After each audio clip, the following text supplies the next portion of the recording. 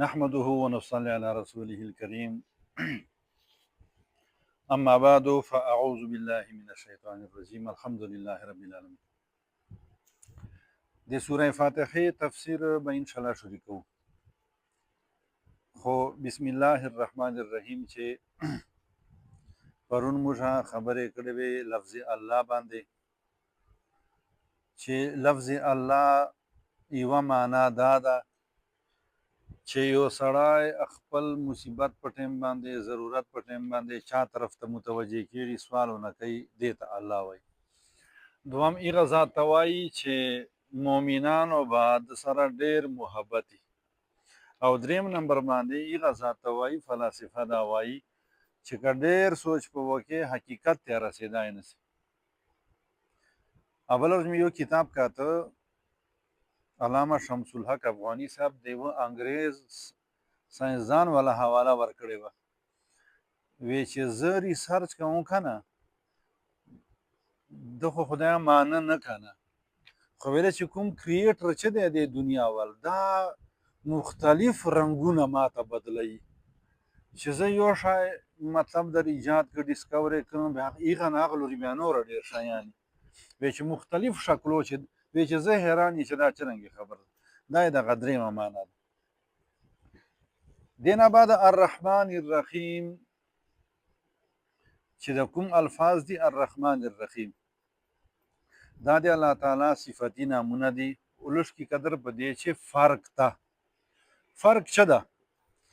دا ده چې رحمان دا د مبالغې صیغه ده. مبالغې معنا پښتو چې ده چې په ده چې د معنا چې د کومه معنی دا ښه ډېره یي پچې لکه رحمان چې رحم ده. اوس چې رحمان چې د کوم وزن د فعلانون دې معنا دا ده چې د رحمت والا ماده دا په ذات باری تعالی چې ښه ډېره ده.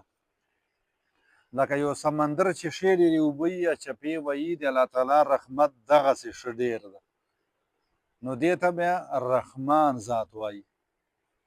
دې په مقابلې چې رحیم ده دا یې صفت مشبه وال لفظ ده. جنه ټکي به زه کوم ګرامر وال خو پښتو چې بیا ترجمه ته کوم په صفت مشبه چې ډېرواله نه وي خو همیشواله یي پکې اوس بیا څرنګې معنا سي یعنی زه شروع کوم په نام د الله تعالی سره چې رحمان ده یعنی ده واله رحمت حد نسته.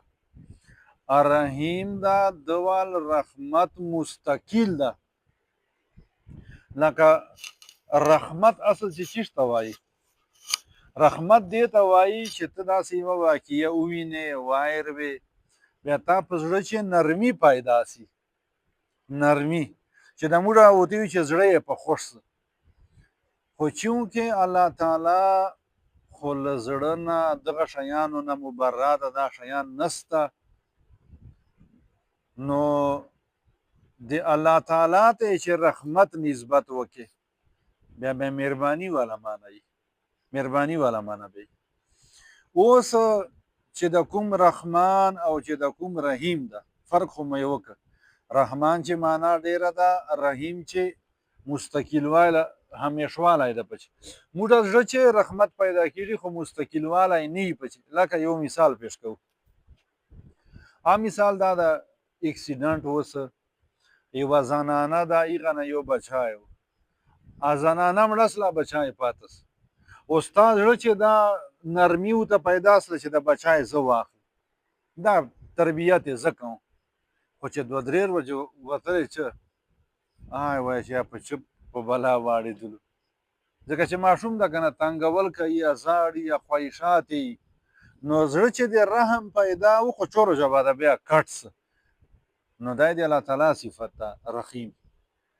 بله دا ده چې راجي یا رحمان الدنیا و رحیم الاخره چې الله تعالی د رحمان چې کومه رحمانیت ته ده په دې دنیا چې ده یعنی هر چا دپاره ده که کافر ده که مسلم ده بلکې الله تعالی کافرانو ته له ډېرو مسلمانانو نه شا ورکوي. دې دنیا چې الله تعالی دې له وجې نه چا باندې رزق نه بند کوي چې منې ته ما ولې نه منې ما پیغمبر ولې نه منې؟ نه دې دنیا چې اختیار ده.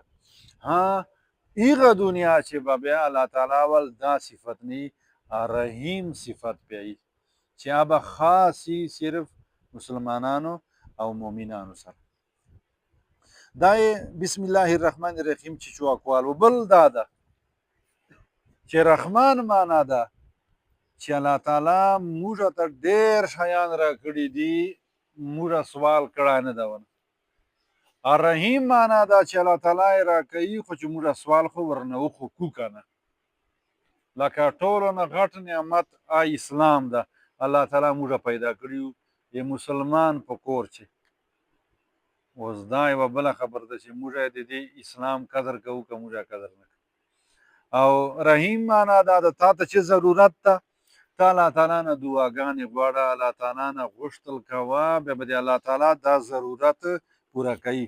ډېر خلک دا یو سوال کوي چې یاره موږ سوالونه کوو قبلیږي نه.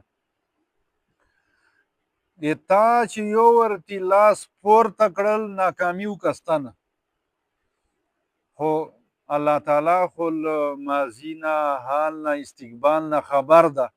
کینې چې ته یو شی غواړې هغه چې تا ته نقصان وي. لکه تا نه بچی سکوټر غواړي